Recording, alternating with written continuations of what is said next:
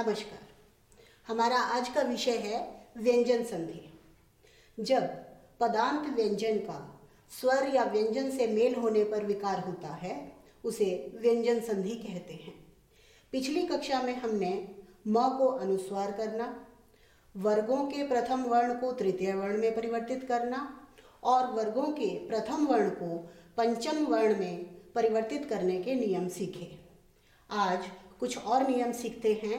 सबसे पहला है त संबंधी विशेष नियम। उसमें हम सबसे पहले सीखेंगे छत्व संधि। ये कहाँ होती है? पद के अंत में त हो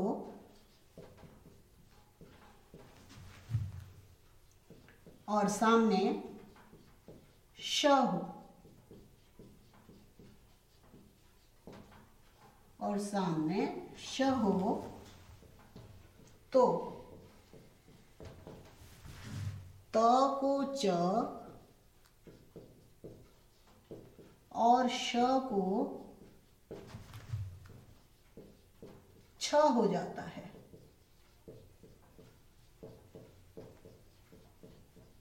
त को च और श को छ में परिवर्तन होता है। जैसे कुछ उदाहरण हैं। तत् प्लस शिरः,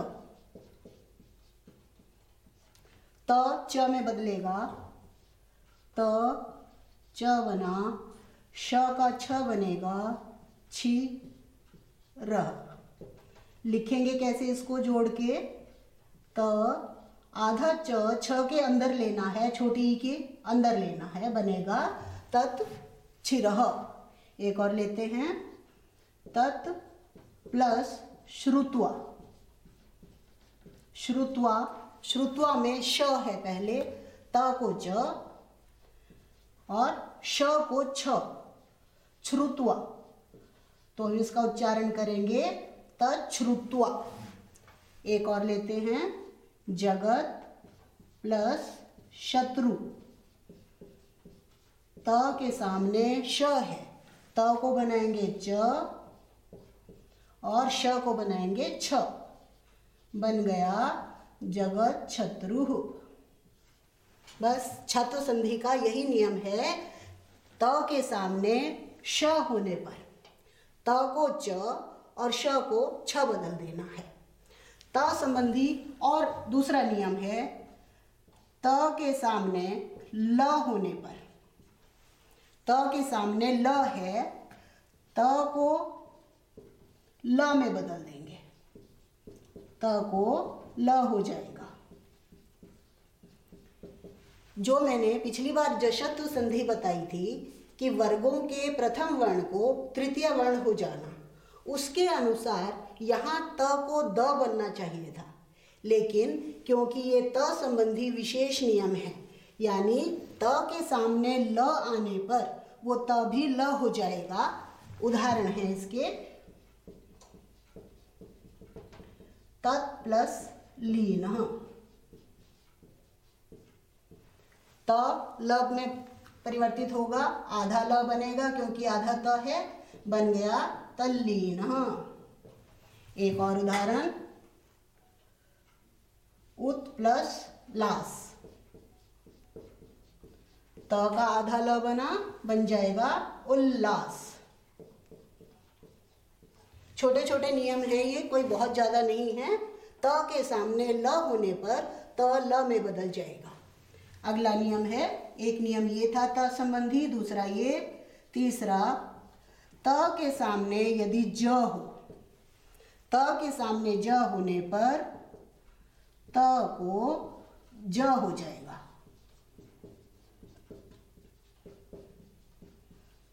त के सामने ज होने पर त को ज हो जाएगा। जैसे उदाहरण है। जगत प्लस जननी, जगत प्लस जननी क्या बनेगा? जग जननी, डबल ज, जग जननी। एक और लेते हैं। उत प्लस ज्वल, उज्ज्वल। इस त को आधा ज बनेगा, एक आधा ज पहले से है तो दो आधे ज। उज्ज्वल में बहुत बच्चे कंफ्यूज्ड रहते हैं, इस ज को पूरा लिखते हैं। नहीं, एक त इसका बना आधा ज, एक ज आधा पहले से ही है, दो मिलाकर बन गया दोनों आधे आधे ज, उज्ज्वल। चौथा नियम है त के सामने ट होने पर त को ट में परिवर्तित होना, त को ट हो जाएगा। त के सामने ट आने पर त को ट हो जाएगा। इसका उदाहरण है तत् प्लस टीका। इसके कोई बहुत ज़्यादा उदाहरण नहीं मिलते हैं। ट आधा तत् टीका। इस तरह से त संबंधी विशेष नियम समाप्त होते हैं। एक और है व्यंजन संधि का एक दूसरा नियम है जिसका नाम है तुकागम। नाम है तुकागम, लेकिन आगम होता है च का। च का आगम कहाँ होता है? ये च का आगम यदि इधर है ह्रस्व स्वर, मान लो हमारे पास है अनु प्लस छेद, परी प्लस छेद,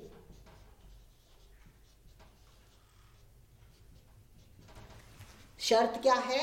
इधर होना चाहिए ह्रस्व स्वर और सामने छ होना जरूरी है। तो इनमें च का आगम हो जाएगा, अर्थात हम लिखेंगे अनुच्छेद, च अपने पास से मिला देंगे, च का आगम कर देंगे, परिच्छेद। वृक्ष प्लस छाया,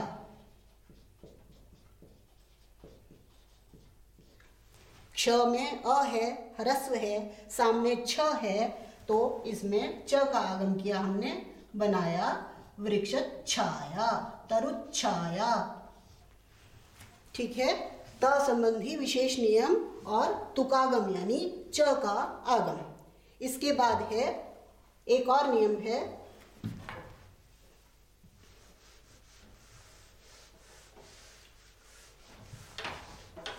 उसमें क्या है? ह्रस्व स्वर के सामने मान लो ये निर प्लस रोगी, र के सामने र होने पर, र के सामने र होने पर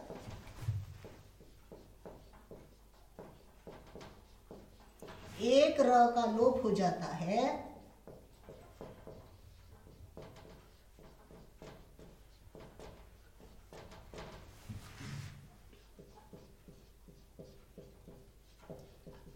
और ये जो ह्रस्व मात्रा है, शर्त यही है इस र से पहले ह्रस्व होना जरूरी है, और र से पहले वाली ह्रस्व मात्रा दीर्घ हो जाती है।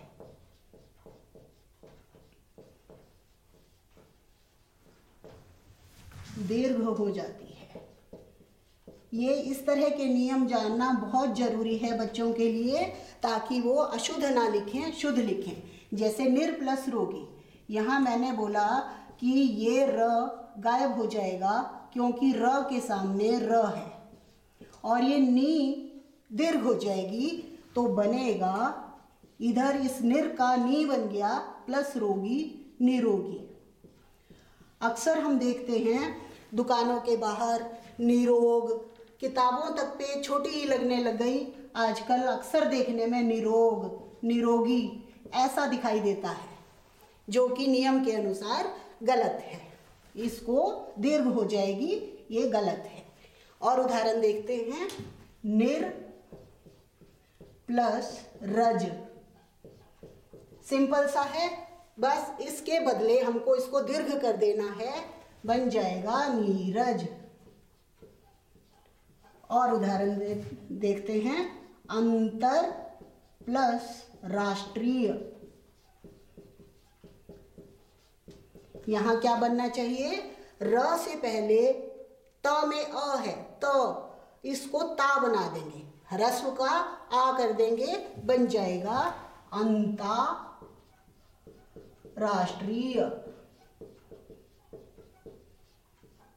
इसी तरह से निर प्लस रव, नीरव, अंतर प्लस राज्य, अंतरराज्य।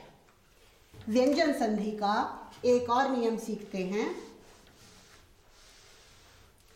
जिसका नाम है णत्व विधान। णत्व विधान, इसका मतलब क्या है? न को ण में बदलना, न को ण में परिवर्तित करना। ये कब होगा?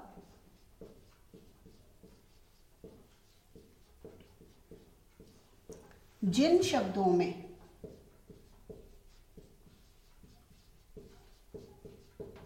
री, र या श, री र या श आ जाएं, वहां न को अण बनेगा।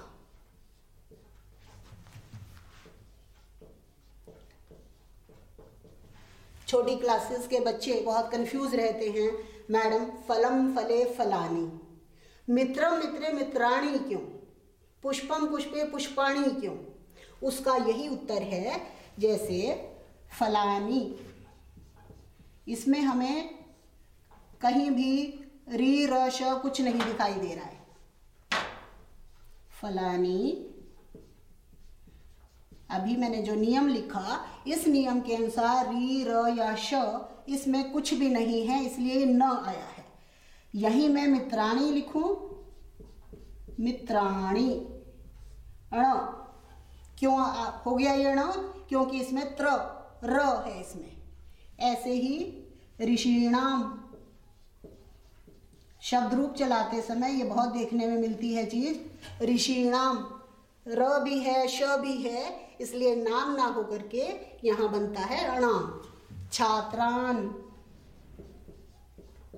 अब यहां देखना एक चीज, छात्रान, रामान, यहां मैं अण नहीं कर रही हूं। क्यों? नियम से त्र है, र है, अण होना चाहिए था, लेकिन नियम क्या है? पदांत न को न ही रहेगा। पदांत न अण में नहीं बदलेगा।